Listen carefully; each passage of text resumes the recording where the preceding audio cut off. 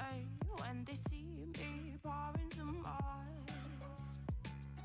Oh, think it's empty again. Better fill it up before I go. Cause I'm loving it, feeling it, touch me and being it. See what I see in it, I'm typical. Messing around with it, mix it up, go with it, fuck with it, flow with it, let it all go. Oh Lord, think you know what I'm like, but you don't fall, you lose control. Bittersweet melody when I dance on your fly. Cause I know what you don't, it is me you adore. How does it feel to breathe when you're dead? They never seen you out of your bed. Cut to the bone, it's broken up. How sad. Oh boy, got so hot I forgot what I should have thought of before. Sure ain't easy for you to let go of the rules, cause that's so much fun. Are you loving the feeling it? Touch me, are you in it? Don't say what you're seeing, but typical. Messing around with it, mix it up, go with it, fuck with it, flow with it, please let it go. Oh no, think I did it again. I said a few things that I shouldn't have done. Well, bittersweet melody when I dance on your fly. Cause I know what you don't, it is me you adore. How does it feel to breathe when you're dead? They never seen you out of your bed. Cut to the bone, it's broken up. How sad. How does it feel to breathe when you're dead? They never seen you out of your bed. Cut to the bone, it's broken up. Now come alive with me and quit the jealousy. I know you're bored, I know it's boring me. Now come alive, baby, get out the grave with me. I know you're bored. How does it feel to breathe when you're dead? They never seen you out of your bed. Cut to the bone, it's broken up. How sad. How does it feel to breathe when you're dead? They never seen you out of your bed. Cut to the bone, it's broken up. How does it feel to breathe when you're dead? They never seen you out of your bed. Cut to the bone, it's broken up. How sad.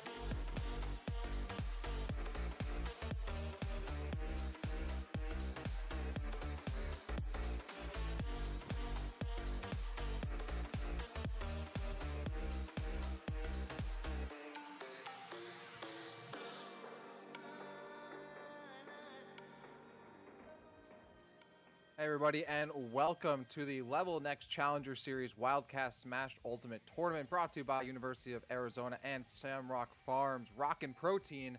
I am Dak alongside my man Lean as we bring you some awesome collegiate action here for some Super Smash Bros. Ultimate. We got some awesome players here competing for $900 in cash prizes, $500 the first place, and of course a whole lot of bragging rights. Lean, Jared, how you doing today, my man? Dak, I'm doing great, man. I'm so excited to be here watching Collegiate Smash. I come from the Collegiate Smash scene. It was my entry into this whole world of esports, so very near and dear to the heart.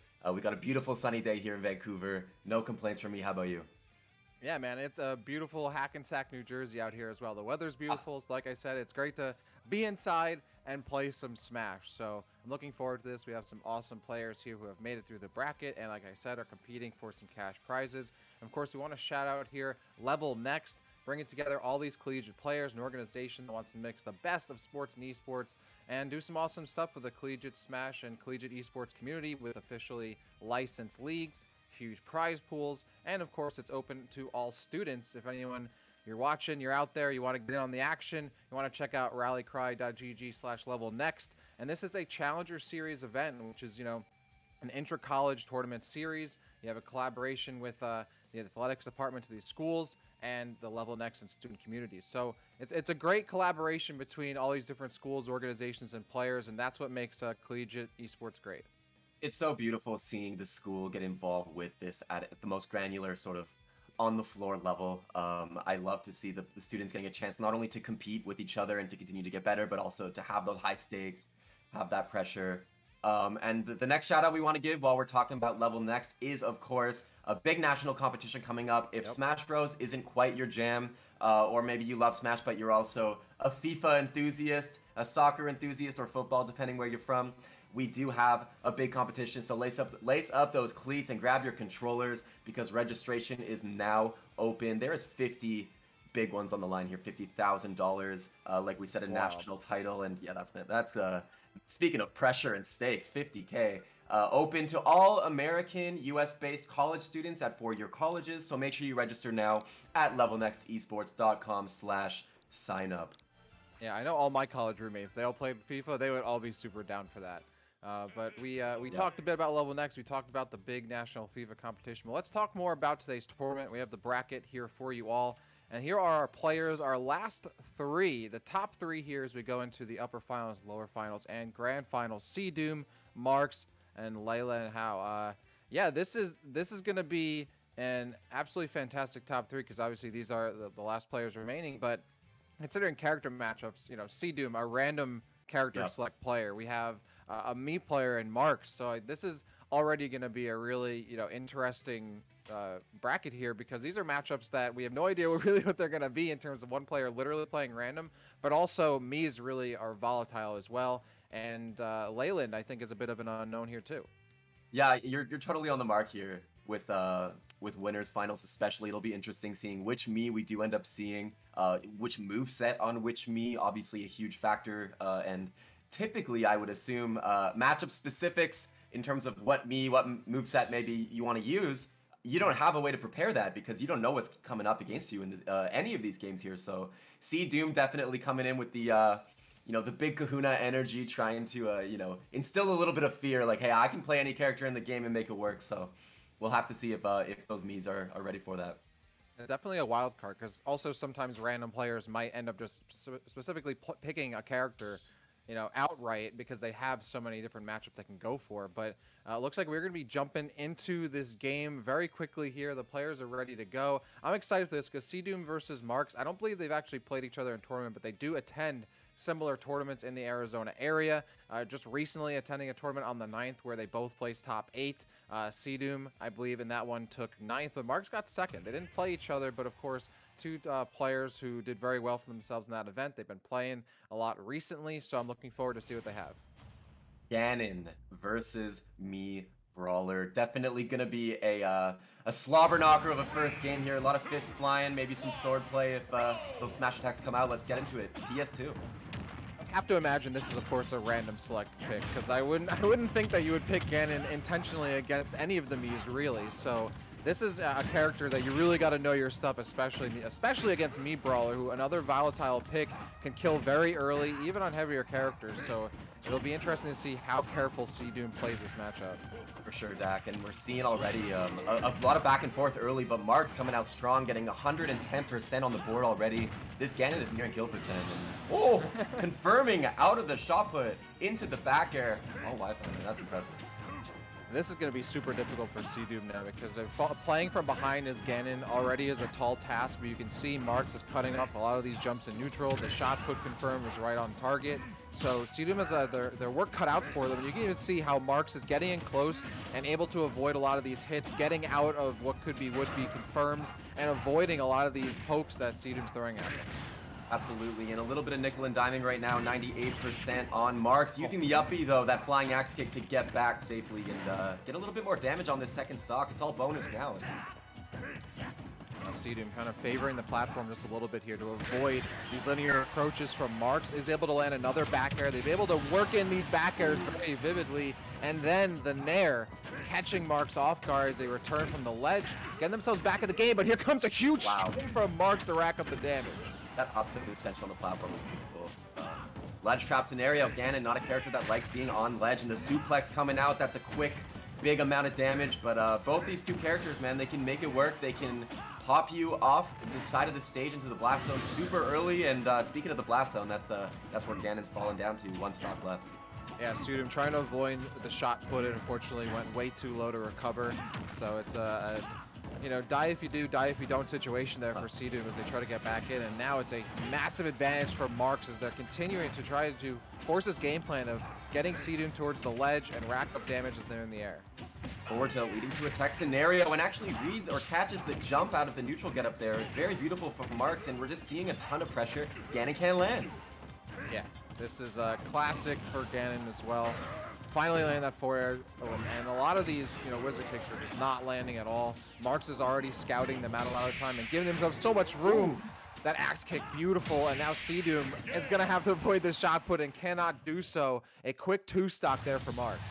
Yeah, if that was a random Ganon pick, it's not the role you're maybe hoping to land on in the first thing here. Game one going strongly to Marks. Yeah, in very quick fashion here, and just as Seadoom gave away a bunch of those stocks, they do have a little bit of a giveaway for everyone tuning in. Yeah, it's like that. I believe we're giving away, it was a sweatshirt and a hat. So if you're active, we'll be giving it out throughout the broadcast. So if you're active in chat, and if you're following the channel, probably a good idea as well. Be sure you're active and watching because you have a chance to get in on that giveaway. Yeah, make sure you do click that follow button. Obviously, lots of cool collegiate action happening here and all the LevelNext jazz. I don't know, man. I like free stuff. I like that hat. I like that hoodie. Why not? Why not? It's clean. I mean, the red and black always works really well, right? Like, that's just, you can show up to your tournaments. Maybe you show up to Battle of BC. Okay. You know, these clean fits here. I don't know. What do you think? I think that sounds pretty good. June 10th to 12th if you're trying to rock it up. Going into game two, I'm curious. It's almost hard to offer analysis, Dak, because we don't know what characters we're going to be seeing. But I definitely think that Mark showed a ton of a great ability to hold that advantage state for a long time. Ganon, obviously, a character that struggles to escape disadvantage, whether that's on ledge or escaping a juggle scenario. But now we're fighting a character with a lot more aerial mobility and landing mix-ups, as well as ledge play opportunities in Wolf. So we'll see if this looks a little better for Seadoom here. I would have to imagine. Wolf is a drastic step up here, especially coming from Ganon, but really have to be careful. I mean, Marks was conditioning Seadoom really well. It also comes down to that matchup too. Like, you're not really afraid of getting grabbed by Ganon, and it's really easy to call Ganon's jumps. Yeah. Not so here with Wolf, so you'll see how Marks changes things up. So far, though, things are pretty even. Yeah, these two putting damage back and forth. A quick down smash going to catch him on the back hit, and every time he goes for that up B, me Brawler off stage, he has to worry that Wolf 2-frame is coming. Marks, way out of line there, going to be catching themselves out of the boundaries and going down early. Seadoom certainly happy about that, and now really not a huge incentive to approach if they don't need to. I mean, Wolf really isn't able to camp me Brawler too hard. You want to avoid those shot puts. It looks like they're going to continue to keep this, you know, on brand, putting pressure on Shield, trying to get these close quarters follow-ups here, and trying to poke and get Marks back off stage because that's what's been most valuable. Absolutely, and Wolf, again, coming from Ganon, especially the mobility factor, just the ease of which he can get back on his stage, eating a rapid jab right now, though, we'll see if this comes into play. Getting under him with the dash attack, and that up smash, though, Marks with the awareness to catch the kill as a result. Mentally has to be really good for Marks. They lost that first stock so quickly. Now that they're back in it, this is very doable for both players here. Getting caught out on that middle platform a bit too much and looking to poke here, but great job by Seedom to reset, get back onto the ground, landing a lot of these down tilts and forward tilts to get Marks back over towards the ledge. But still, that's not dissuading Marks whatsoever, putting shield pressure on, and it's converting here and there. But slowly but surely, Seedom is lengthening the gap. Huge grab there from Marks, though, as they're looking to get themselves back into the second stock, but they're caught up with the up smash. Yeah, that up smash just barely not enough, and we're seeing Marks make this comeback right now. The beautiful uppy, what a call out there in the air, and another suplex grab. A great command grab option when you feel pressure when you're holding that shield, which I would be against Brawler. The down air, though, not quite enough off the side. Wow, that shot, though, man. He's nice. Yeah. Seedom looking for the side B, and that puts him in perfect position to get hit by the shot put. Still, though, this is an extra credit opportunity for Marks. Nonetheless, one up smash or even less will do this to get the second stock. But you can tell Seedom's starting to fish a little bit. They're looking for dash attack. They're looking for up smash for a third time there. And Marks is letting this pay off for them. They're getting a lot of residual damage off. There's another suplex off the recovery. Very clean. And then the axe kick to boot. And now it's almost a full stock advantage as Seedom is starting to struggle to get back on stage. I love that he has the cognizance to go for the back throw there, keep that ledge advantage. But these two really just swinging back and forth, both at high percent. One straight hit from either character can definitely lead to stock. And if you're Wolf, you need that stock pretty damn soon. Absolutely. And Marks really, I'm sure, is feeling pretty good about this because they should have died a lot sooner. So considering they've gotten so much damage on this third stock, they're not worried about it. Though there's the back throw that'll kill them off the top at 187. Now, Seedom has been able to, close the gap in previous stocks, but Marks is only one shot put away, potentially a suplex away from getting a kill here. 133, holding on to dear life right now, and the rapid jab gonna put him up closer to 150. It's gonna be a lot of different stray moves here that can just lead to this kill, so we're gonna see what Seedom can do to make this. Oh, maybe we have to make this a reverse 3-0. It sounds like. Quick back here. Certainly looking for that. And now it's this is a really, really tough situation here for Seedom because, of course, now they could put themselves in a situation where they get another bad matchup against me Brawler, right? Like Wolf, certainly an upgrade. And I would even, as a random player, if I were in their situation, I would just be like, you know what, screw Honor, like screw being a random player. I'm going back to Wolf. I'm just going to pick someone else I know can win this. But I understand that's not really their game plan. The me Brawler, though, from Marks is looking super clean. They've got the confirms. They're landing a lot of those suplexes, too, which is really interesting to see. And the utilization of those uppies, even well above this stage, is first of all very creative and sick to watch. Second of all, it's a super effective, almost like anti-air option that he's using when he's in the air himself. It's like, I would love to pop an up tilt right now, but I'm already at the top of my double jump. I'm going to catch you because you're a bummy and you're trying to land. I'm going to hit you on the way up with that axe kick and then bring you all the way back down to the stage. We're going into game 3 now, and we've got Puff. This will be interesting. Oof. This one, yeah. I think this is a double-edged sword here for Seedom because they are going to be able to avoid like a lot of these, rapid jabs and the low shot puts that are going to be, normally hitting someone who's more grounded like Ganondorf or Wolf. On the other hand, though, they're going to die a lot earlier. So it's going to be difficult for Seedom to really, keep the gap from getting too wide here as Marks is already starting to stack things up. You can see how cautious Seedom is playing just to land pokes as it is. And so far, they're getting called out almost every single time by Marks with these shot puts and suplexes. Mark's just smothering him with all these offensive options right now. Already got 110 on the board. And the thing about Puff, man, you talked about it enough, but you are a feather out there. And stuff that was killing you earlier before is killing you even earlier now. That up smash killing well past what it needed to at 110 there. I'm curious if we will see some Puff offstage gameplay. Me Brawler, a character that typically does struggle to recover, but he hasn't even been off stage yet. Mark's just so commanding and holding stage control. Yeah, he barely moved from underneath this platform. Even then, right there, when Seedom is off stage, the farthest he goes is as far as the platform extends above him. Like, Marks is looking to keep that platform above him to make it so that way the jump-ins from Seedom are less effective. And you have to respect that sleep, despite it being hard to punish if you do. It's better to be safe than sorry in those scenarios. Yeah, looking for a tech chase into Sing. He's definitely got some Puff stuff for sure, and we've talked a lot about the difficulties of playing Puff, but this is a character that can eviscerate stocks. We've seen it at the highest level, so it just depends if Seedom's got those, really. Now almost a full stock advantage here for Marks, using that axe stick to safely get back to the ledge, and then why not? Second time's the charm there, goes for it again and it lands. And the up smash as Seadoom just is caught lingering above their upper boundary. So, I mean, Marks now is in full control. This is a huge mountain to climb here for Seadoom, and they still really haven't figured out a way in against this mean brawler. Yeah, getting a quick forwarder to get him off, but for every 1 or 2 hits that Puff's getting, it seems like Marks is getting 3 or 4 more. Those up smashes as well, just doing so much for him. 53 already, and you're nearing kill percent. Sounds crazy to say, but you are. Yeah, this is a situation where, you know, a little bit of snow is falling down the mountain, and now you have an avalanche for this Jigglypuff. Like, this is just a huge wave to deal with, and Marks are just laying it on thick. Oh, has to use that side B just to stay alive against the shot put. Very well timed, and almost stealing away 1 stock here, but the 3 stock is certainly still possible. Needs another one of those dash attacks or a back air, but no, gets caught out back airing on the shield, and Marks to finish off this best of 3-0 with a 3 stock very cleanly, giving themselves a place in grand finals. Talk about an explosive start to our top 3 today. Mark saying, hey, I'm trying to get that cash.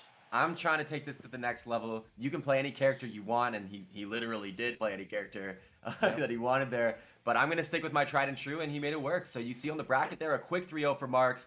Going to take him straight into grand finals, and Seadoom falling down into the losers bracket to fight against Leland House. So we're going to have to see how this this losers final shapes up. Yeah, Leyland has had a really solid run through losers after dropping 2 Marks in the upper bracket, has won, you know, 2 sets 2-0. So they have a little bit of, you know, I mean, of course, I believe that was from yesterday, so maybe the literal momentum isn't necessarily there, but, you know, certainly have a lot to, you know, learn off of as they move into this next setup. And it's going to be interesting to see how Seadoom recovers after a really quick set. Absolutely, absolutely. Good. Well, that was hype. It almost seems like it was a flash. And we're going to get right into the action soon again here after we do a couple more shout outs to our sponsors. First and foremost, our title sponsor of the event, we got to give some love to Rockin' Protein. Rockin' Protein, they promise you a powerful energy boost with delicious taste when you drink. They've got a really cool protein energy drink that they mix cold brew coffee, 30 grams of protein. It's rockin' good. You've got the product there yourself, Dak. I'd love to hear from you a little bit more about Rockin' Protein.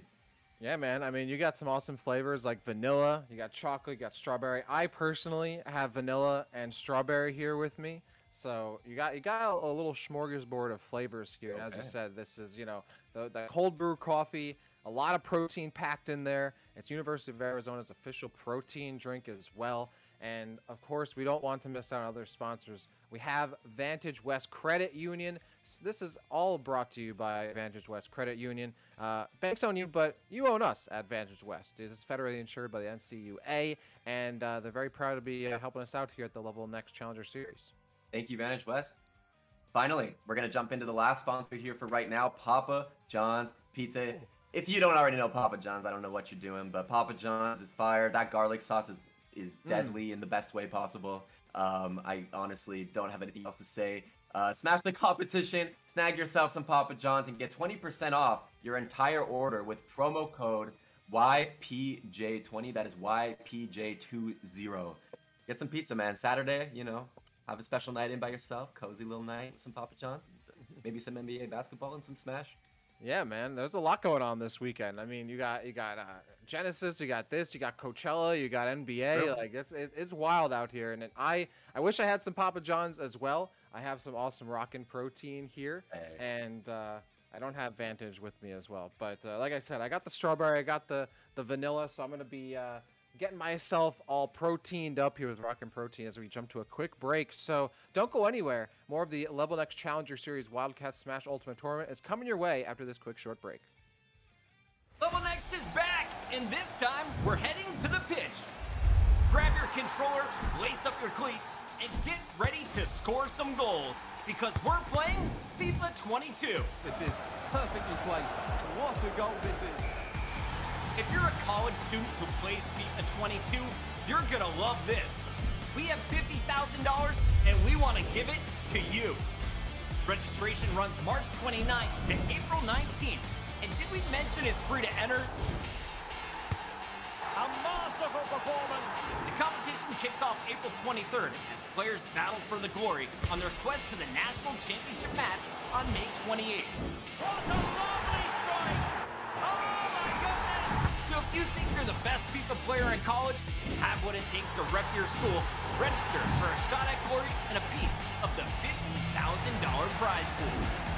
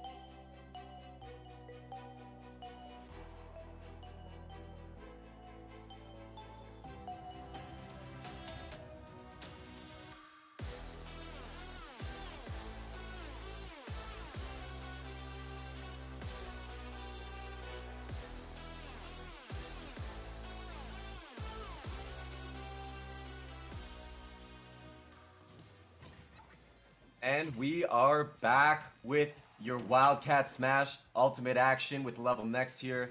Dak, going into losers finals, we were talking a little bit between sets here about the I guess the aggressive nature of what we just watched with the quick 3-stock to finish it off. A lot of character volatility, a lot of back and forth. How are you feeling headed into losers?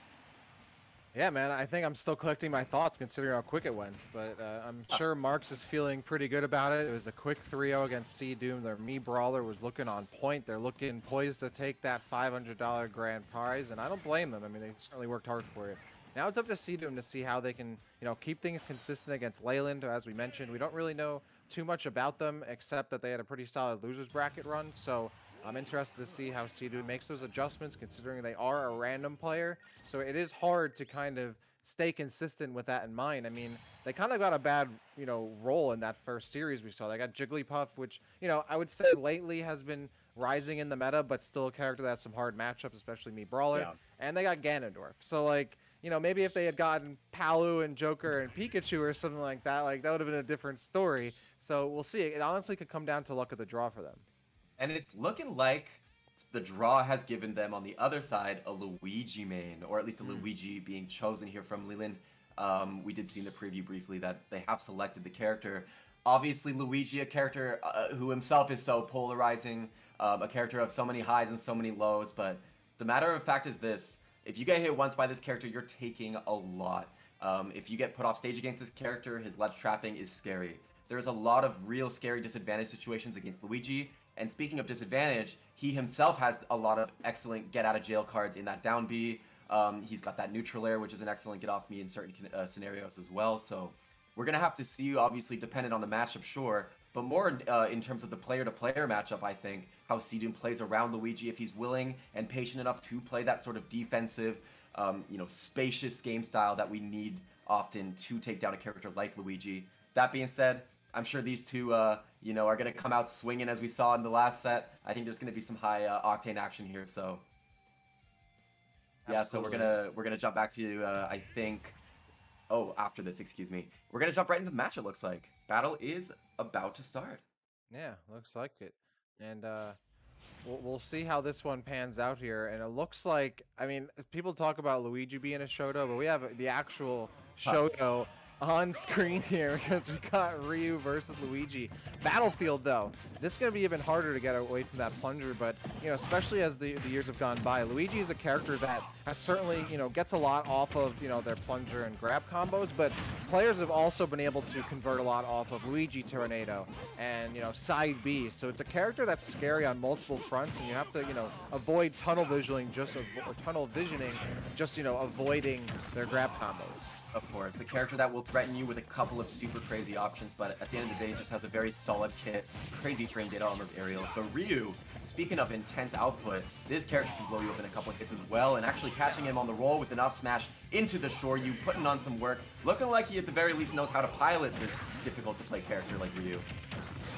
And there's that down B I was talking about right there. You got to be careful when you're up that upper blast zone there, because Luigi's nowadays, they will hunt you down. They're not just going to sit on the ground, and they're really outside of the grab combo kill percent now. So I'm going to have Leyland looking for other opportunities to get rid of Sea Doom, but way too close. Avoiding that Shuriken is not going to be possible. But you're right, these are two characters that are super explosive, super volatile. Either one can kill super early, which makes this even more so a harder matchup to stay consistent. Absolutely, and we've already seen some interesting matchup-specific stuff happening here. Looking for the side B charge, but no misfire on deck, and this could be a big punish, that dash attack. Wow, it's still crazy to think that move kills in this game, but you completely got exploded off the side. And this is an opportunity for Leyland to get back into this. You don't have to worry about dying off Ryu's grabs, but it's how you get back onto stage where you know that Shuriken's waiting for you as you get back on. A nice roll-in by Leyland to get out of that range, but the side B will catch, and Sea Doom will tie things up. 2 stocks apiece, both at 0%, and now Leyland, game plan's changing. They're going back to fishing for those grabs, and already things are piling on, but Sea Doom able to break out just in time. Yeah, we're seeing the up tilt juggles right now, but Leland not quite able to get the most out of each of these grabs. Obviously getting a little bit of damage and putting on the pressure, but we've seen this character put on 60-80% in one string. So with that being said, it's sort of giving Sea Doom a couple extra chances at life here. That being said, right while I'm talking about how he's getting chances at life, Leland's putting on the hits, 98% on Ryu, 94 on Luigi. Both these two just neck and neck and kind of been the pace of the set so far. Wow, really fishing for a dash attack there. I don't blame him, because like we saw, that's going to kill. Seedum, of course, has the Tatsumaki as well. Just whipping that back air. Will be hit by the Luigi missile. I think this is so even right now. And you can see both players have kind of slowed down just a little bit, being a lot more careful, especially at high percent. But now they're really trying to poke outside of each other's effective range. Getting in too close, though, you're going to pay the price. And that down B's and a kill for Leyland, taking the lead for the first time here. The contrast of neutral with like a little bit of projectile spacing and slowing down versus running up and down being with Luigi. I love it. You love it. The duality of man, as we like to say. That back air just popping him almost off the entire stage into the blast zone. Leland just looking to get off ledge and get a little bit of extra credit on this last stock. Seedum hasn't been, right into the up B. No, the Tatsumaki to death. Leyland takes with a 2-stock, and yeah, I was going to comment that Seedum really wasn't punishing a lot of those roll-ins from Leyland. Like, there were a lot of from the edge rolling in and able to get away with it pretty easily. Yeah, that was a beautiful adaptation on the Tatsu and just reacting with the up B. I was talking extra credit damage, but he took the entire stock in game 1 with it. While you're in chat cheering on game 2, I want to remind y'all we do have a giveaway going on. The hat and the hoodie. We've talked about how the drip is there already. Just stay active in chat. Make sure you're following LevelNext and keep active. You might have a chance of winning one of these 2 pieces of swag. So, you know, best of luck to you. You gotta gear up, man. And it looks fly. It looks sick. It looks dope. Other adjectives, and it, like honestly, I'm gonna have to pick them up because again, I love the red and black color scheme there, especially the hoodie. It looks really dope. So going back into this matchup here, Leyland. I mean, certainly still has a little fire underneath them coming from a solid losers bracket run yesterday, or a lower bracket run yesterday. But now coming into this one, have to be feeling really good against, winning with a 2-stock victory against Seedum's Ryu, which looks pretty solid. And certainly not a horrendous matchup for Seedum against Luigi, like Luigi Ryu. I don't think, I would say is somewhat even, maybe slightly favoring Luigi, but things look pretty close until that last stock was just rapid fire, over before you know it, blink and you miss it. I see why Leland plays a character like Luigi, watching him play just for one game. He does a great job at noticing these specific areas where he can get huge punishes, and a character like Luigi where one opening or one stray hit is potentially so catastrophic, like we saw at the end of game 1.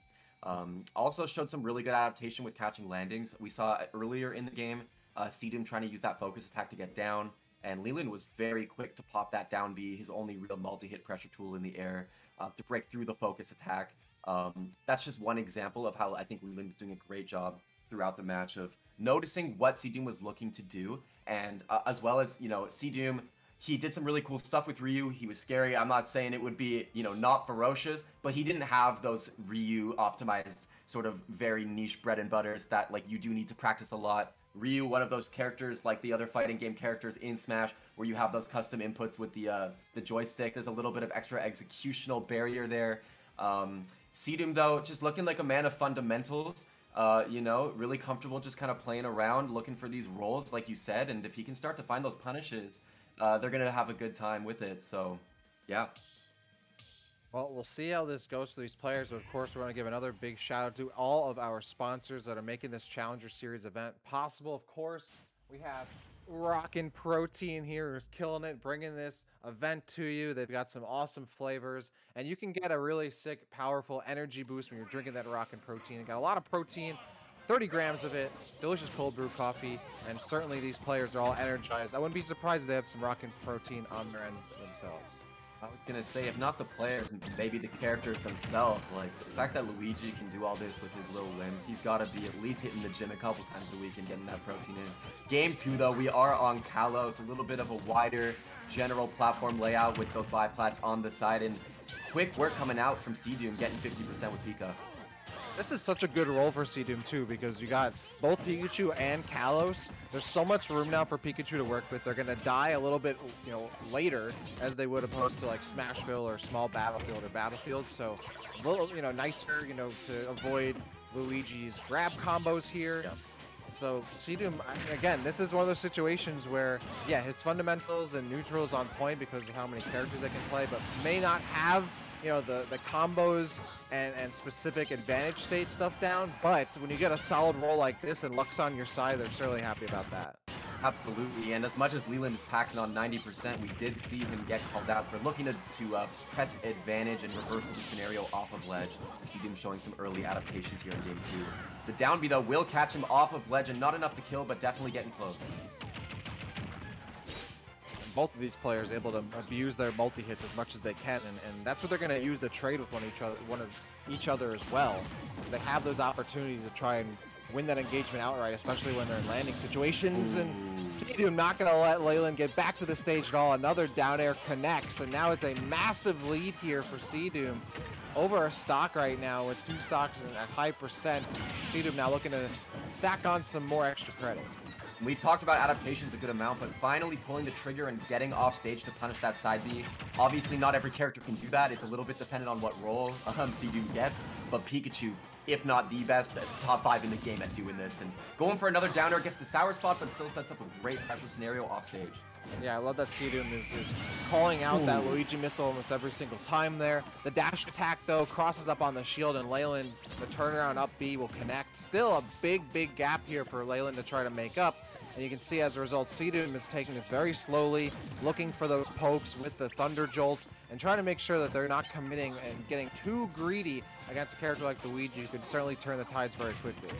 That's very well said, and exactly what I was thinking. Even though you were up a stock in 60%, this game is not over till it's over. And if there's one character that can remind you of that, it's Luigi. So we're gonna have to see if he can, get those big conversions. They're looking for a grab right now, showing the plunger, but Seadoom comfortable popping that nair and getting a down smash out of it as well. Seadoom playing this so well. I mean, almost all their damage on this stock is coming from T-Jolts, coming from quick attacks, like playing extremely safely and know, like, I don't have to commit. I can do this residual damage and poke at you, play a hit and run style, and they're trying to force these Luigi missiles almost every single time, and it's paying off in dividends right now. Smothering him off stage and using the Thunder to save his ability to stay off there for longer. Honestly, Leland, this is a tough scenario if you are Leland, because even though you're getting these straight hits, and never mind. Forget everything I just said. There is no logic in this world. Oh. And Leyland, I was about to say, this is so doable for Luigi, but they start fishing in this up smash when Pikachu's at 0. It's never going to kill. There's no point in going for it, but nonetheless, a very solid performance there by Leyland. Unfortunately, it's not enough. Seadoom getting a nice look at the draw there, gets Pikachu on Kalos, wins with a JV2 stock, and making it 1-1 here in this lower bracket finals. That was a great closeout by Seadoom, and we talked all game about how great he was playing in the matchup. But Leland, they're showing that they got the Luigi main DNA. They got those misfires on deck, and I'm not just talking to get back. Leland misfired out to the blast. I've never seen that. I've watched a lot of Smash Ultimate. I have never seen the sheer confidence and kahunas, as we've been saying. So, as much as you're down 2-0 and it's a scary situation, Leland's definitely, or sorry, it's 1-1 now. It's 1-1. Yeah, Might be. yeah. Yep. So even though you lost that second game on Kalos, you got your licks in. It's not like you got, completely 3-stocked at the end of the day. That's definitely good for morale and the overall mental sort of fortitude going into game 3. Yeah, absolutely. And now just up to Seadoom, like, who do they roll this time? What character do they get this time? I'm thinking, like, hey man, like, stick with these characters you're doing really well with. Like, screw playing as a random player. Like, pick the Wolf, pick the Pikachu. Like, you get so far. Maybe that Pika's coming back. We'll see. I maybe that's the thing too, is like, do we get a character showing up multiple times? Like, that would be wild considering how many characters in the game. But honestly, I respect it. There aren't, especially in Ultimate, there aren't many random select players these days. You very rarely see it, and for good reason. So to be able to be playing this well, it's honestly shows a lot and very indicative of the player's skill, because to be able to have all these different all the fundamentals for all these characters down pat, of course it's a double-edged sword, as you said, because they don't have potentially the practice combos with Ryu, for example. But when you have other characters like a Pikachu or like a Wolf, who might not need that, and you can kind of rely on that neutral game and that fundamentals game, it pays off, and it's really scary to deal with. You never know as your opponent what matchup you're going to get. And it's a lot of adaptation, right? Like, there's a dance happening here between these two, and especially if we get to a potential 5-game set, like, that is a lot of changing mindsets for Leland, obviously for both of them, but again, Seadoom, a random main, it sounds like, comfortable playing that sort of mix-up style, mental game. There's so much mentality to this, I think, especially for Leland, and it's almost interesting, like, yes, you're playing against someone who doesn't have a dedicated main. Maybe they don't have the sharpest, deepest optimizations on all 80+ characters in the game, which would be frankly inhuman. But what you do have is that mental sort of advantage of like, hey, I'm beating you with my Pikachu. This is my 12th best character. This is my 20th best character. This is my 50th best character, however you might feel about it. And Leland, like, you've got Luigi in the bag and you've got the tools and the expertise with Luigi, but like you said before, matchups are huge in this game. There's a lot of characters, and we talked about the polarizing nature of Luigi himself as a character, so there's just so many factors going into Game 3. Indeed, and it is a best of 5 here, so there's certainly a margin of error for both of these players. You know, room to adapt where you can, and we're going to be jumping into that Game 3, and we're talking about luck of the draw here. What a character to get coming off the Pikachu. Now you get Palutena, so far Seadoom getting some much better luck here in this next series. Game 3, we're on Smashville. A little less space to run away from Luigi, so we'll see if that's a factor, but a quick 27 to start. 41. You're talking about a little less room to run away from Luigi, all less room to run away from Palu's Nairs as well. Like this goes both ways for these players here. And certainly Seadoom can control the grounded part of this matchup here, looking for grabs, going for Nairs, hopefully overcoming a little bit of the Wi-Fi connection, but nonetheless, these players are doing their best to wade through the storm here, and as a result, you've seen them poke at each other, but it's going to be Seadoom who's coming out on top of these exchanges so far. Talking about a matchup that sounds difficult for a character like Luigi, you've got these invincible moves now coming out from Palutena. We saw the back air. We've seen a lot of these disjointed moves using that staff. We're going to have to see Leland try to break through this wall of Palutena. And so far, this wall has not really been broken whatsoever. And great job here by Seadoom so far, calling out these grab attempts by Leyland, calling off these ledge and recovery approaches here from Leyland. This has been crazy so far for Seadoom as they are playing really well here, and keeping it tight, right? Not getting greedy, not overcommitting, doing exactly what Palutena does best. There it is. Until that happens. I was waiting for the up B on dash attack specifically. We saw it with Pika. We even saw him recognize a cross-up with Pika. So he is comfortable. Leland is, they're comfortable popping those up Bs when the moment is right, and it was right there. But man, speaking of popping it, 84%, that forward smash convincingly sending him off stage, and Leland just not quite able to make that. That's really rough mentally. Like now, Palutena is certainly going to play that Nair game, going to be playing the side B game. Like this is where they don't really need to at all engage if they don't want to. But I love that Seadoom is doing like a 50-50 of that. They're playing just out of Luigi's range, but when you see like Leyland going for down tilts, immediately trying to land on them with the Nair. Like trying to avoid those super low grounded approaches, but still get damage and not let Leyland have full control of stage. And looking for dash attack punishes right now, but Leyland not quite able to close the gap. Just trying to slow the pace down a little bit here. It's hard because you're down a full stock. Palutena's got momentum. We've talked about the wide array of tools that they have to kind of keep you out and at bay. We just need to see Luigi do some Luigi stuff if we want to bring this back. So Leland looking to make something happen. Oh, nice. Forcing that high recovery. Can't punish with the Nair just yet, but you can tell that Leyland is having a difficult time trying to get back on stage. Once they do, though, these dash attacks are landing more. Oh, but the taunt.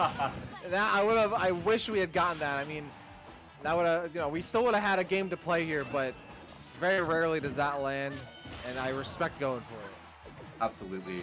Seadoom now taking a little bit of advantage, but the side B getting him off. We're going to see another Luigi ledge trap opportunity, and this time opting for the down tilt instead of the taunt. Look, it's 127. Explosive flames flying everywhere. I'd be scared right now, but Leland showing no fear. Damn. Love that. The missile system out here. The down B still not going to do it. Way too low. Going off stage with the forward air and then making it so Seadoom has to recover low. But that allows Seadoom to follow up with the up air from the ledge. Seadoom will take it now 2-1 in the series. They're just one game away from moving on back to that grand finals and looking for a rematch against Marks. And you know Seadoom wants that rematch, especially with the way that winners finals went down. So, this isn't a stroll in the park for Seadoom, even if those characters are changing every time. Like, you can pop a taunt at ledge, you can go for the style points all you want, Leyland, but Seadoom is clearly smelling blood in the water and looking to get back at Marks. Yeah, that was an interesting matchup for sure. A lot of ledge play, a lot of Palu down tilt catching, Luigi up Bs. We saw Luigi looking for some down tilt opportunities. I think if Leland was doing a little bit more to pressure Palutena on the teleport, with like the wideness of those two frames that you can get, we see it a lot at the top level. there could have been some really, really scary ledge scenarios. But as I begin to talk about matchup analysis, I'm like, well, it doesn't even really matter because we're not going to see the Palutena unless, obviously, you know, lightning does strike twice here. Right? Yeah. I'm thinking like, okay, does this gamble pay off a third time in a row? Do they get into Pikachu, into Palutena? Who do they get next? But you're right. I think there's certainly some opportunities for Leyland to not let Seedom get away with as much on stage. Maybe a little bit more fireballs, maybe a bit less fishing dash attacks. You know, there's certainly other ways you could have played it, but Seedom now rolling the Falco. Certainly not a bad character to have these days. We've seen what like Tilde can pull off with this character and what others can do. This is certainly a character that against Luigi can shut down a lot of the ground approaches with laser and can do a lot of jump-ins. But at the same time, Falco comboable for sure, and Leyland already trying to play that into their favor. Yeah, these two characters can mess each other up. There's no ifs, ands, or buts about it. But Falco, such a notoriously consistent edge-routing character, and we're going to have to see if that comes into play. The soft nair pops him up, but not able to convert, and that's a dash attack to punish F-tilt. Oh! Unfortunate SD coming out from Seedom. Probably not used to the crazy fall speed of a Spacey after playing so many lighter, floatier characters today. But that back air, evening it out. That's interesting to think about too. Like, I wonder if you play so many characters, does that actually like factor into how do you approach the next matchup? Like, do you kind of get stuck in the muscle memory or feeling of a previous character, and that, you know, does that affect you going into the next game? Like, certainly it might be hard to think about that when you just isolate a particular moment, but and certainly for someone who plays random all the time, maybe that's, you know, diminishing returns, but that has to be something I would be thinking about. Oh, and he was looking for the down air on that down B from Luigi and got the sour spot, so not quite enough. Falco has a lot of tools in his kit to deal with a lot of what Luigi's looking to do, but like you said, very, very explosive, volatile matchup. So far, 2 stocks apiece, 136 now into the upper, not quite enough to take him off the top of Smashville into soft back air. A little bit of a tease, but not quite a kill. Another thing we've been talking about too, like, you know, it's hard to prepare for another matchup when you know it's going to change, but that's a nice little stoppage there off stage. But for Seedom doesn't have to really, like, they can adapt against Luigi. Luigi's there the whole set. Leyland can't use what they've learned from the previous matches or games to go into the next one. So Seedom, if anything, has the adaptability factor on lock here. They have that advantage against Luigi. Ooh, the down tilt though, gonna put him in a scary position and gonna cop a quick down B to get some damage. Leland again looking for dash attacks, but not quite able, and that up B was a hair away from taking the stock. Ball don't lie. There it is. Second one comes out and it connects. If it fails once, try again. And Leyland's been living and dying by that in this series so far, and it does pay off with these Luigi Shurikens on their own. Oh no, Seedom gets grabbed, but able to get away from it. The up smash is dodged, but now Seedom finds themselves trying to get back on stage, but Leland is really Wow. Leland is just going for these crazy Luigi missiles. I was gonna say, these dash attacks have been a bit, you know, too often, but oh, Seedom just barely getting the sour spot of that forward smash. Yeah, drifting back on the fall down from that. Oh, catches, no re-grab, great recognition, but a little bit too early on the percent to lead to a direct kill. And gonna side B high to get over that forward smash. The fireball's at play, but that reflector is frame 1 reflect, so if you react within a 60th of a second, that's coming right back your way. And remember, Seedom, they're up 2-1 here. Like, this is as close as it really gets. Leyland has to avoid dropping this if they want to stay alive in this bracket. And this is getting close. Both characters now in kill percent, but Leyland has been having some trouble getting back on stage without taking damage. Does so, rolls in. They've been able to roll in a ton in this series. It's still paying off for them. And now Leyland again for the dash attack, but it whips. He's fishing at the ledge here. The down B not quite enough. DI saving him just a little bit, but we're seeing the kill move start to fly. Looking for a forward air, but not able to connect. And Leland air dodge going to save him for another stock. A lot of shields coming out now. Seedom knows they have to respect that dash attack. They're shielding. They get grabbed. The back throw sends them flying, and Leyland gets themselves a game 5. That's huge. That back throw mixing up Seedom's DI from center stage. Probably not expecting to get sent to the left. And just like that, we are going to game 5. We talked about it a bit before, but the adaptation factor is so huge here. 5 games. We've seen the Palutena and the Pikachu take dubs. We saw the Falco, and what was game 1? It's been so many characters. Do you remember?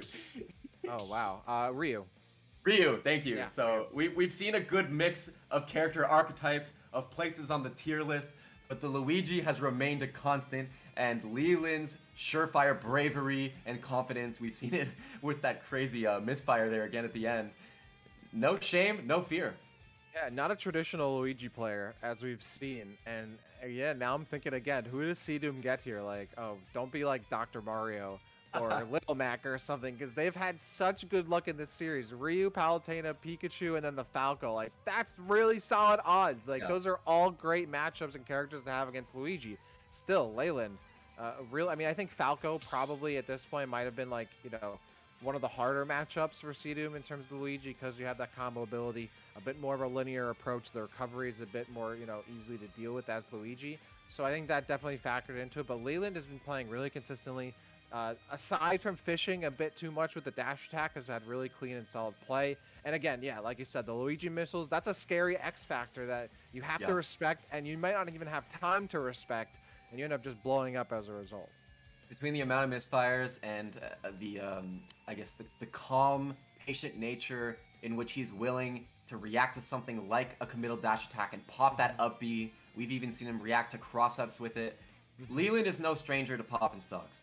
It's not an issue of stock taking for Leland. What it's looked like so far has been a lot of neutral and a lot of the word throwing away is so wrong. He's not throwing away advantage, but they're definitely creating a little bit of gaps where Seadoom has been able to escape from a lot of the Luigi pressure that what we would hope to see is relentless sort of ongoing attack. And that's not a shot at Leland at all. It's purely a recognition of the opportunity Leland has to sharpen some of that stuff up. And if in Game 5 we see some of those more extended advantage states, less reversal scenarios coming back, you mentioned the dash attack, and that's been a huge one, looking to frame trap with it, and sometimes just been a little bit too slow to catch like a directional air dodge out of an up tilt juggle or something. If he can slowly chip away at those losses of advantage and those impatient moments in neutral, suddenly you're getting those punishes, but you're not getting hit the same way, and the complete match is turned in your favor. So, again, we'll have to see what character we get here. Dak, how are you feeling? Any predictions going into Game 5? Man, I have no idea. I'm feeling the Joker or a Cloud or some other top tier. I just can't imagine that it all comes down to this and they get someone at such low spot on the tier list. So obviously it could happen that way, but I have to imagine that it's going that way. But of course, before we go forward here, I mean, this is also a big match, right? Like you're guaranteed $250 if you win this, right? And then it's up to 500, 250. The loser of this gets 150. That's really big. And of course, all of that wouldn't be possible without LevelNext here. This is part of their Challenger Series event, which has been awesome collaboration between LevelNext, the student community, and the athletics department of these schools here, in this case, the Arizona Wildcats. And then, of course, this is all brought to you by Rocket Protein, Vantage, West Credit Union, and Papa John's. Rocket Protein, I definitely jealous. Way. Yeah, you know what? I was going to say I'm jealous that I don't have the product of the Rocket Protein because I'm thirsty, but I'm honestly jealous of Seadoom's RNG on these rolls here. Getting two Pikachus. Two Pikachus in a best of 5. We were just saying, like, what are the odds that they get a single character twice? I'm not a mathematician, I'm not a statistician, but there has to be some crazy odds here. And for Seadoom to pull Pikachu twice in a row, not only a character that they've gotten before, but a character they've won with. Yeah. So to get Pikachu again, unless they outright pick Pikachu, but I mean, I'm not entirely sure. I didn't see it on my end, and maybe that is a possibility, but I have to imagine Seadoom. Okay, yeah, we can't tell on our end, so I would have to imagine that Seadoom just stuck to their guns and really rolled random again and got Pikachu, which is crazy to me. Something else to note as well, as the Thunder catches him well above the top of the blast zone, brings him down and sends him right back out. Something else to note, though, is the fact we are on Town and City for Game 5, and we saw this Game 2 with Pika on Kalos. Similar stage layouts, especially right now with the current platform layout, as well as similarly large runawayable stages, which is something important for a character with high mobility like Pika, and something that can really turn the tides. The Gimp with the up air, Seadoom swinging coming out to take Game 5 in a dominant fashion. We're going to have to see a quick turnaround from Leland right now. This game is almost over before you know it, and Leyland has such a huge hill to climb now against Seadoom, who is just shutting off now underneath the stage. Now Leyland has to really contest with a lot of these T-Jolts. This is the same game plan that we saw on Kalos, right? You're going to do a lot of your damage, landing with back air, doing T-Jolts, and hitting with quick attack. And so far, Leyland able to sniff it out, gets the back air really well timed, but still a full stock lead here for Sea Doom. And it's important to note that right there after the stock reset, Sea Doom was fully ready for the roll-in, was slightly out of space to punish it, but that could be a huge factor for this last stock of Game 5 here. If you get one roll with a big read, that's not only game, but that's the set, and $100 potentially or more. Back there though, coming out of shield with it, and I love the patience from Sea Doom, not forcing the overextension. Leland though, able to reverse the situation. Very nice by Sea Doom, covering that, making it look like they're giving up the ledge, and they go right back in with the Luigi Tornado, and just using that down tilt to make it scary. Again, another Luigi Tornado to catch the get up, and Sea Doom kind of running out of options here, but sometimes it doesn't pay off. If Leyland continues to back off from the ledge, then T-Jolt can stuff them and make it so they can't get close enough in time to stop Sea Doom from recovering. Absolutely. Looking for everything right now, and we've talked about RNG enough already, but let's just talk about it again briefly. Holy, another clutch misfire coming out for Leland, and suddenly this game is within reach. A part of it's more than in reach. It's over. Sea Doom takes it. I saw the sparks. I was like, wait, did he just land a Luigi up B? There's no way. I have a similar thought. I was like, did Leland just win? Yeah, I was gonna say, you're hanging out on the platforms, that's scary, but what's not scary here is for Sea Doom. They're getting the run back. They're facing off against Marks. Shoutouts to Leyland with a well fought lower finals, taking it to Game 5. That was exciting and great play, and they're gonna be walking away with that $150. But we're getting the rematch. We're getting that grand finals bout again between Marks and Sea Doom. It was a 2-0 last time. Does Marks have what it takes to do another clean run, or will Sea Doom be able to reset the bracket here? Great question, and one we're going to have answered soon. Sea Doom coming off with some momentum. Those hands are warm. You know, you might assume Marks is keeping warm as well, but Sea Doom was even playing with our observer here between matches, keeping extra warm. We got to make sure that, you know, this grand finals set is not a repeat of winners finals if you're Sea Doom.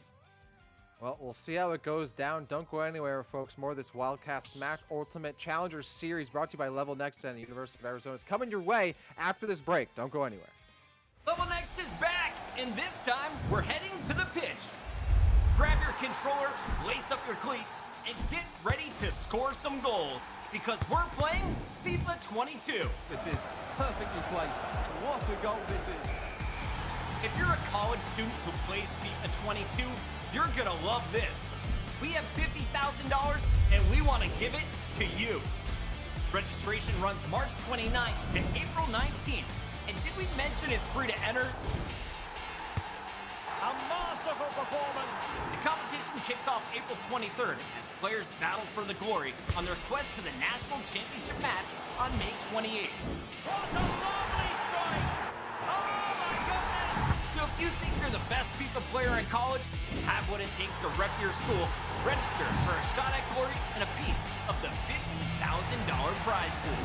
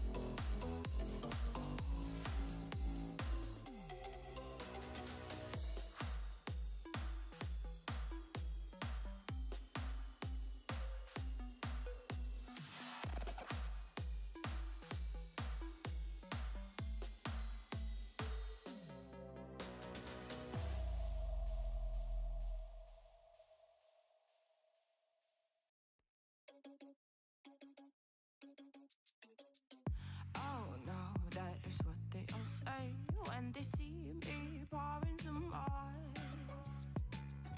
Oh, then gets empty again. Better fill it up before I go. Cause I'm loving it, feeling it, touch me and being it, see what I see in it. I'm typical, messing around with it, mix it up, go with it, fuck with it, flow with it, let it all go. Oh Lord, think you know what I'm like, but you don't fall, you lose control. Bittersweet. Welcome back, gamers, to the LevelNext Challenger Series Wildcats Smash Ultimate Tournament here. I am Dak, still alongside my man Lean, aka Jared, as we bring you our grand finals between Marks and C-Doom. Jared, are you ready to get into this one? Because it's going to be absolutely wild. You know, I'm absolutely ready to get into it. I'm also a little bit bittersweet because I want to watch more Smash.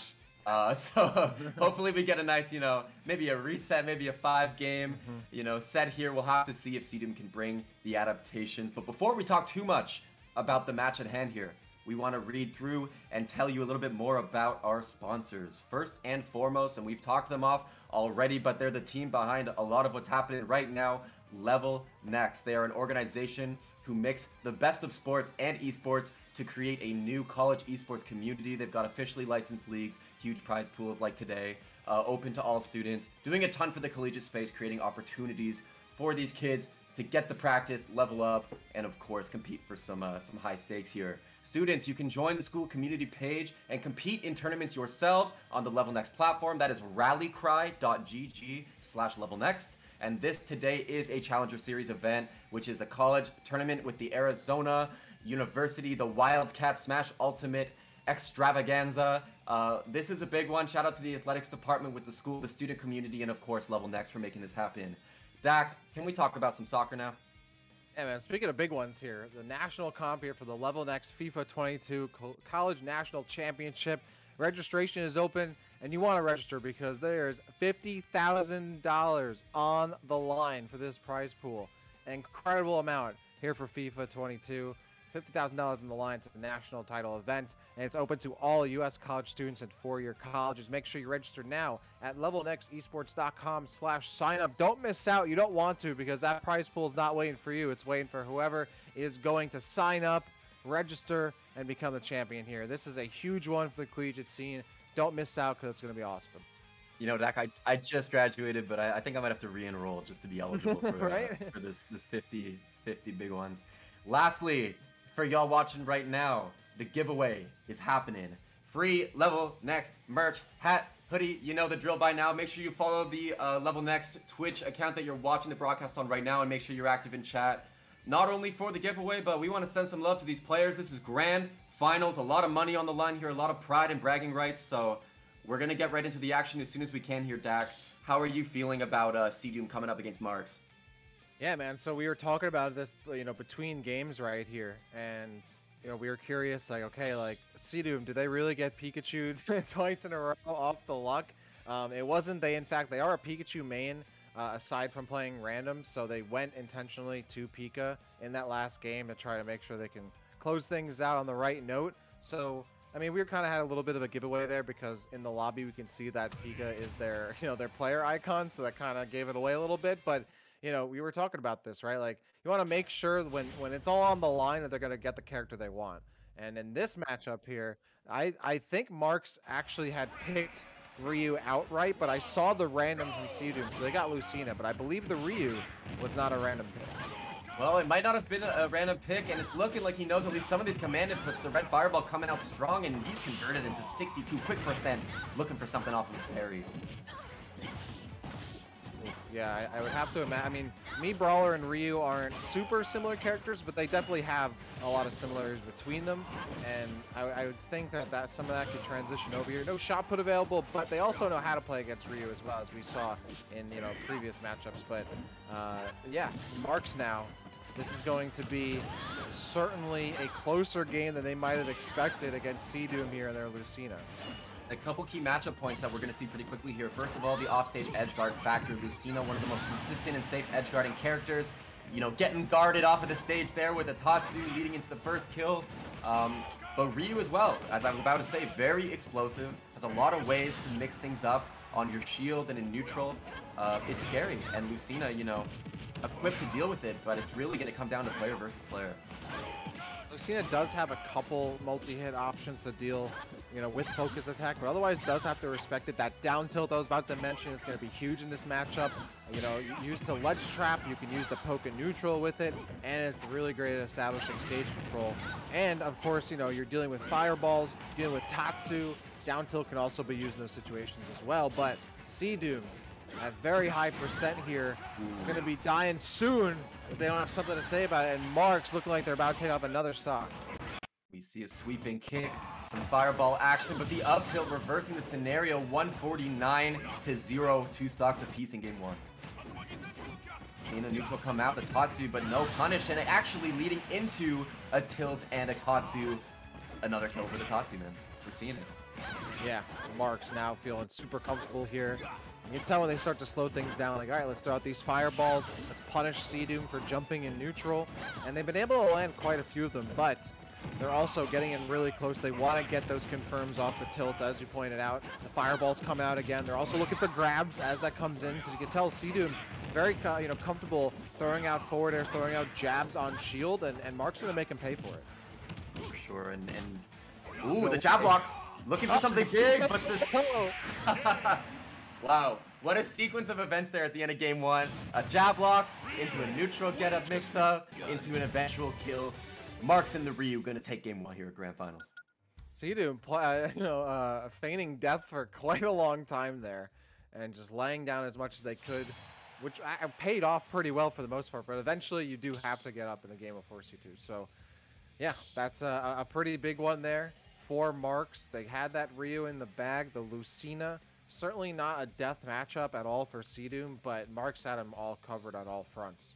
Yeah, that was definitely just player versus player. Marks doing a lot of really cool stuff. I love the way that they were comfortable slowing down the pace, especially with that last stock lead.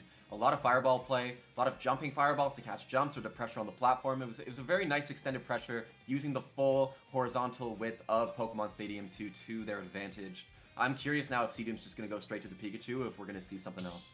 Yeah, you know, it's interesting because, you know, Seadoom was, you know, we're seeing on Discord, like, commenting on how, you know, Pikachu can sometimes be a tough character to play as, considering online it's hard to, you know, edge guard or land a lot of confirms that you need, and then you're playing a lighter character like Pikachu, you end up getting punished for it. But at the same time, you can see how well versed these players are online. Like Marks parrying online, getting a lot of solid punishes with this Ryu. That makes it even more scary. You have a player that's outright just comfortable playing with the added, you know, input lag online. Like, that makes you rethink your game plan in a lot of ways. You're 100% right. When I get paired on Wi-Fi, I'm more scared than anything else. Well, we are seeing Captain Falcon in what looks like a protein-fueled matchup of 2 absolute Chad gamers, Falcon and Ryu. So far, both these 2 swinging back and forth, pretty even percents. Yeah, we've seen, certainly these days, a lot of really good Captain Falcons out there. Of course, you have Nick C. You have, you know, Sean, who's been kind of traveling the country a lot bit around here. And from being from Tri-State, Nick C is one of my favorite players to watch. Well, and then Fatality just and popping off in Fatality, 2022. Yep. So it'll be interesting this weekend at Genesis, but this is not the Falcon at Genesis. This is the Falcon in Grand Finals right now, and honestly, looking pretty damn good. Taking the first stock lead, has a ton of mobility to use against Ryu. We're gonna have to see how heavy that ends up being. And playing that classic Falcon style, right? Like the hit and run, like I'm gonna poke you with back air, I'm gonna run away. I'm gonna hit you with this, and I'm gonna run away, and not get too greedy. But even when they know to pile it on, you can tell Seadoom making a lot of good decisions. Really, you know, keeping aware of that focus attack. That up smash comes in, and now Marks having some trouble getting back down to the stage, but so much shield pressure, it pays off. Eventually poking, and then gets the kill off the upper blast zone to make it 2-2. Taking a fist between the cheeks. We're gonna have to see if honestly, like, these Falcon, I just want to see if this Falcon has combos. Like, I'm gonna be blind. The neutral is there, he's moving, he's getting those hits. I want to see if that neutral air is gonna lead into the 60% you want at low. The jab block, though, pressuring him on the platform, leading into the fireball punish, and suddenly this game's a lot more even than it was 10 seconds ago. Oh, and again, we saw this with the previous games. I mean, just the dash attack's a bit too much. Oh, and then the get up is a bit late. The invincibility runs out, and that allows the forward smash to come through.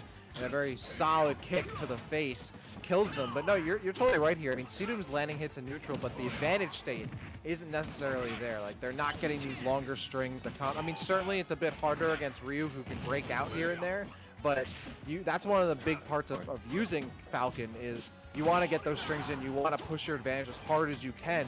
And if you're just landing these neutral hits, I mean, Marks can, box with the best of them. You don't want to be trading neutral hits with a character like Ryu. Falcon, yes, has an explosive kill potential, but Ryu is Ryu. Look, I've been seeing Seadoom do some cool stuff. He's fished for the Nair 1 a little bit. He's looking to get this stock as soon as possible, but with every failed attempt, you're a little bit closer to death and actually going to opt not to go. I don't know if he felt he was out of range for that uppie or if they just felt, you know what, this Falcon's not working. Let's reset it and go to game 3. But again, Marks just so far today undefeated on stream, looking super, super polished. And not only undefeated on stream, they have not dropped a single game this entire tournament. If they win this game, they will go through without dropping a single game in this tournament and take that $500 as part of the $900 prize pool. So right now we are on game, set, match, tournament point here for Marks. They're up 2-0. They've already done it. They've already 2-0'd Seadoom twice, and now they just need one more game, and it would be incredible, near miracle now, to get the run back to make it 3-2, and then to get the bracket reset and win it from there for Seadoom. It would take a lot, and now I'm thinking, like, okay, like, do they stop with this random stuff and go for Pikachu? They change it up here. That could be difficult, though, against Ryu, who can catch out a lot of those multi-hits, and I'm sure you're seeing something here already. Oh, yeah, I'm seeing something, and it's not a Pikachu. No, it's not a Pikachu. Let's get it. Okay. Wow. The last game here on Pokemon Stadium 2, and Seadoom gets Donkey Kong, of all characters, against Marks' Ryu. Hey, you know what? DK is definitely similar to Ryu in the sense of you can get blown up quickly if you're not playing nice and clean, but we have seen Marks not shy away from playing the spacing game, using those fireballs, and when he does get that straight hit, they're doing a great job extending into more damage. Backer off the platform, going to send Seadoom all the way to the corner of the stage, and this pressure is unrelenting so far. 140, but DK showing one strength. Takes a little longer to kill him. Never mind, not that much longer. Not that much longer. And ZK, you really got to be on point in this matchup. You got to land those aerial down Bs. That's so critical, especially when you're landing as DK. You got to use your back air to stop the fireballs, and you got to be able to combo when you need to. Also, landing grabs. Landing grabs in this matchup, easier said than done, but that's how DK is going to get a lot of damage. You can tell Marks is making it super difficult, but even then, Seadoom getting caught on the platforms and jumping a bit more than maybe they would want to. I would have to assume that's because they want to avoid the fireballs, but the grabs is where they're going to get so much traction and momentum in this matchup, and unfortunately, not a lot of those grabs are going their way. You're absolutely right. Going low, using the focus attack to stall the recovery. Marks now comfortable playing the ledge trap game. Important to remember that Ryu does have that auto turnaround as well. Very comfortable standing close to that roll distance and reacting to whatever comes. Seadoom, though, able to get off stage from the roll, but that forward smash coming out raw, kicking him in the face, and that's a dead DK. And there we go. There's a grab that we're looking for, but it's not enough. He gives the ledge right back and doesn't stuff it with a nair. So Marks gets back to the stage, still has a huge lead to work with, and they are just they're landing hits almost in every single interaction. You got to be able to combo off that. A little harder though at higher percent, but this could be it now. And indeed, oh, almost. Marks looking clean, about to have a refresh of that winner's finals restock to finish things off. Seadoom really just hanging on to dear life right now, taking fireballs, taking ledge pressure. Mark's just been so comfortable with the ledge game, and there it is. Enough DI to stay alive, but still, 170 for Seadoom. They're going to need a miracle and a prayer, and the Tatsu cleans things up. Like you said, another 3 stock to end the series, and this time to end the tournament. Marks will be your Wildcats champion here, taking that $500 grand prize and doing it without losing a single game in the entire tournament. Absolutely dominant stuff from Marks, and you know, this might not be an in-person tournament, but I guarantee you when these guys see each other on campus next time they're out, there's gonna be a little bit of, hey, remember when you didn't take a game off me and took 500 home? So, you know, you gotta love it. Seadoom, though, definitely put on a great show today. That set in lower finals was a fun one to watch. Yeah, you know what, I understand the choice not to go to the Pikachu. I understand sort of Seadoom's approach to mixing it up and whatnot, but Marks, it just seemed like it didn't matter what you threw at them, just had it kind of ready to go.